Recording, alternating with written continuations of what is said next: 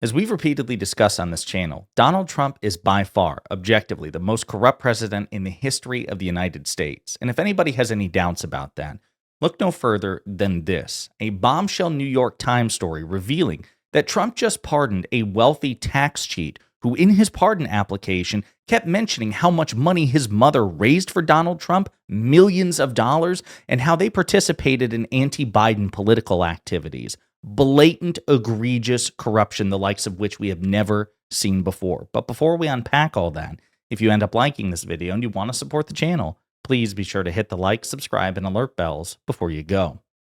Corruption, abuse of power, it's part and parcel of the Trump administration. Let's take a look at this bombshell New York Times story. Trump pardoned tax cheat after mother attended $1 million dinner. Paul Wozniak's pardon application cited his mother's support for Trump, including raising millions of dollars and a connection to a plot to publicize a Biden family diary. As Paul Wozniak awaited sentencing early this year, his best hope for avoiding prison time rested with the newly inaugurated president.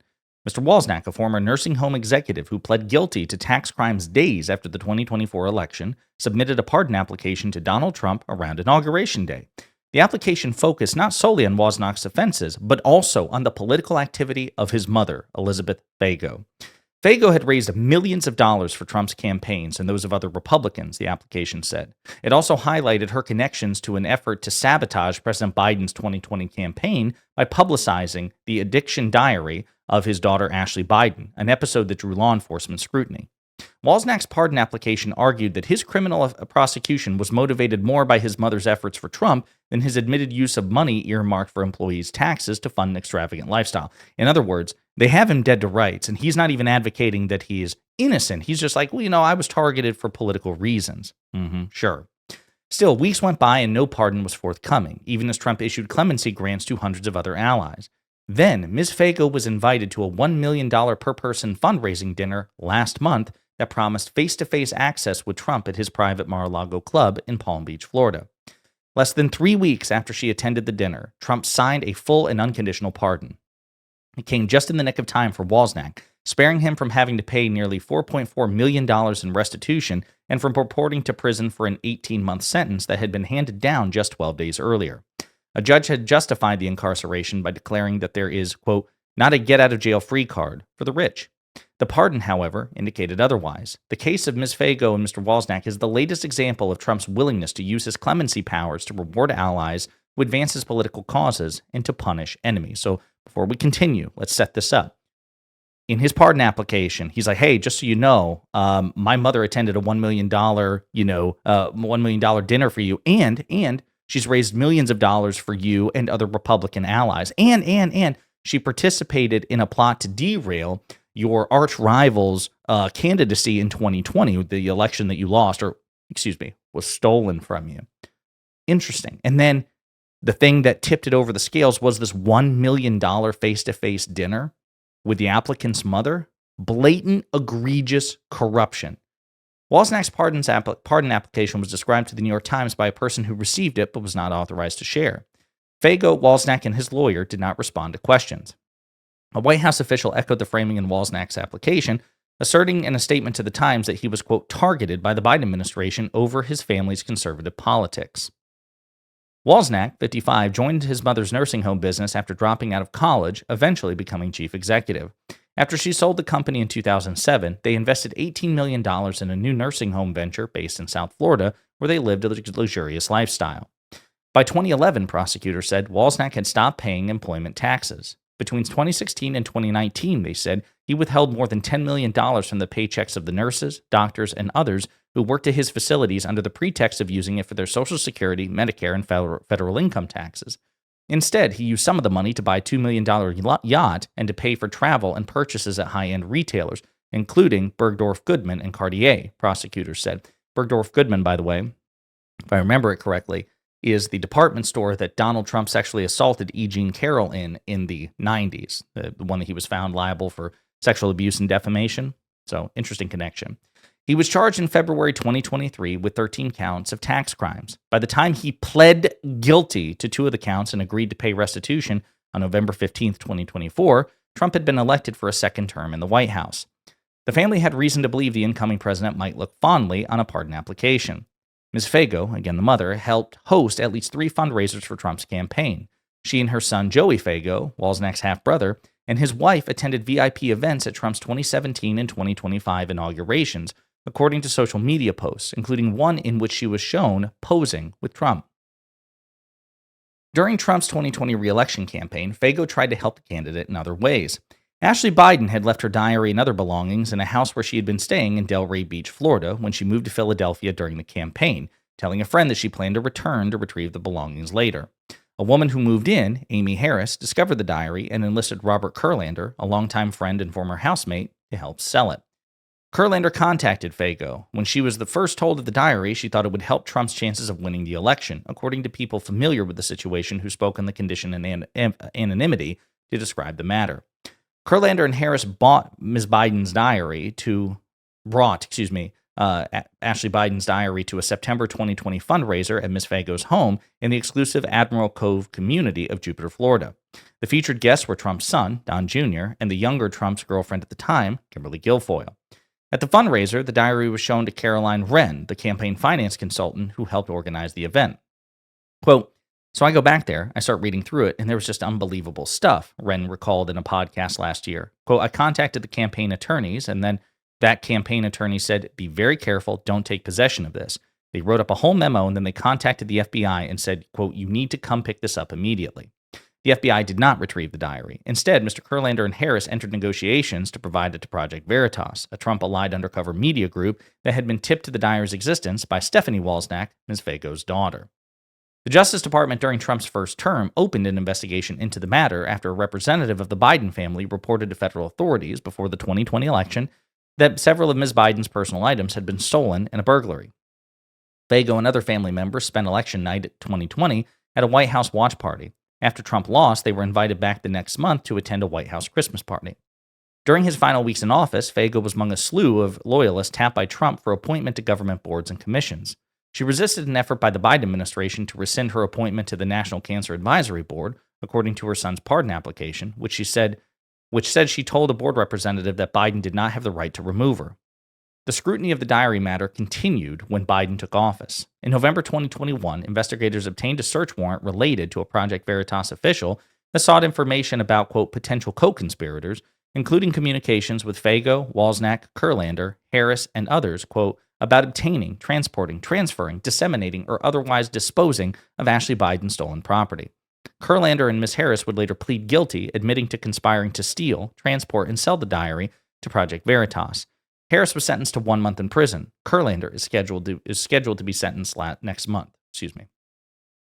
When Trump won the presidency for a second time, it offered hope to Project Veritas, Ms. Fago, and Mr. Wozniak. In January, with Trump preparing to move back into the White House, Fago and her family traveled to Washington for the inauguration. They got VIP access to Trump's victory rally at the Capital One Arena in Washington. On February 5th, Trump's Justice Department said it was closing the investigation into the diary. Fago and Wozniak were not charged, nor was anyone from Project Veritas. In the meantime, a pardon application was submitted on Mr. Wozniak's behalf. It suggested that Don Jr., as well as Guilfoyle and other Trump allies, supported his clemency. They all agreed, according to the application, that the only reason that Wozniak was prosecuted criminally was that he was the son of a prominent Trump supporter. Guilfoyle declined to comment. Trump did not respond to a request for comment. The application cited Biden's justification for issuing a sweeping pardon to his son, Hunter Biden, for tax and gun crimes in December. President Biden had claimed in a statement that Hunter, quote, was singled out only because he is my son. As Fago and Wozniak awaited word on the pardon, she was invited to the Mar-a-Lago fundraiser with Trump. An invitation billed it as an intimate candlelight dinner with very limited space available to people who paid $1 million each. It was sponsored by MAGA, Inc., a political action committee that can accept unlimited donations to support candidates and causes backed by Trump. The ask was far more than her previous largest federal donation on record, $100,000 to the RNC in 2002, and dwarfed the more than $12,000 she had directly donated to Trump's presidential campaign committees. 2 people briefed on the candlelight dinner said that Fago attended. It's not clear whether she donated to MAGA, Inc. or how much. Representatives from MAGA, Inc. did not respond to questions. The group has until the end of July to disclose the identities of donors from the first half of this year, which will most likely include those who paid to attend the dinner. In a brief interview, Joey Fago downplayed the significance of his mother's connection to the diary saga. Quote, there was like hundreds of pardons. I'm sure there's plenty of other people you can write about. The White House officials cited the Biden administration's efforts to oust Fago from the cancer board as evidence of the political motivations that contributed to Trump's decision to issue the pardon. So according to them, well, she was a top Trump ally. The Biden administration asked her to, withdraw her acceptance to a National Cancer Advisory Board. And because she refused to do it, they targeted her son. Again, no substantiation of that claim whatsoever. The motherfucker pled guilty, right? So strongly indicating his guilt in the first place. So it seems like a pretty thin pretext. After Wozniak was pardoned on the tax case, he celebrated with his mother and family while wearing a red Trump-style hat reading, quote, "Make Paul Great Again," according to a social media post capturing the celebration. In the post, Joey Fago wrote, quote, "What God has ahead of you is greater than what is behind you," along with the hashtag MAGA. So it sure seems that Donald Trump has corruptly wielded his pardon power. That this person who pled guilty to crimes, was caught dead to rights on the merits, cited his MAGA support, his mother's MAGA support, his mother's MAGA financial backing, and his mother shelled over $1 million to meet with Trump, and then 3 weeks later, a pardon which had otherwise been languishing for months was granted. Pretty corrupt, and goes into the increasing pile of evidence of Trump's corruption. The problem is, of course, the pardon power, as far as the Supreme Court is concerned, is absolute, Democrat or Republican presidents. And according to the recent Supreme Court immunity decision, which is one of the worst decisions in the history of the United States for either Democrats or Republicans, I would argue, the ability to meaningfully investigate and prosecute for bribes, which this may or may not be, is virtually impossible. So as one of the leading constitutional scholars in the country, Akhil Reed Amar, writes, something has gone deeply wrong at the Supreme Court, and he talks about the immunity decision and specifically in the context of prosecuting a quid pro quo or a bribe. Okay, so let's take a look.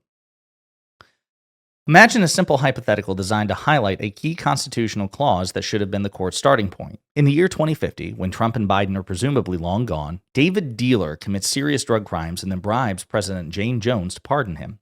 Is Jones acting as president in her official capacity when she pardons Dealer? Of course, she's pardoning qua president. No one else can issue such a pardon. The Constitution expressly vests this power in the president. Quote, the president shall have the power to grant reprieves and pardons for offenses against the United States. But the Constitution also contains express language that a president who takes a bribe can be impeached for bribery and then booted from office. Quote, the president shall be removed from office on impeachment for and conviction of treason, bribery, and other high crimes and misdemeanors. And once our hypothetical President Jones has been thus removed and is now ex-President Jones, the Constitution's plain text says she is subject to ordinary criminal prosecution, just like anyone else. Quote, in cases of impeachment, the party convicted shall be liable and subject to indictment, trial, judgment, and punishment according to law. Obviously, in Jones' impeachment trial in the Senate, all sorts of evidence is admissible to prove not just that she issued the pardon, but why she did this, to prove that she had an unconstitutional motive, to prove that she pardoned Dealer because she was bribed to do so. Just as obviously, in the ensuing criminal case, all of this evidence must surely be allowed to come in. But the Trump majority opinion, written by Chief Justice Roberts, says otherwise, proclaiming that, quote, courts may not inquire into the president's motives.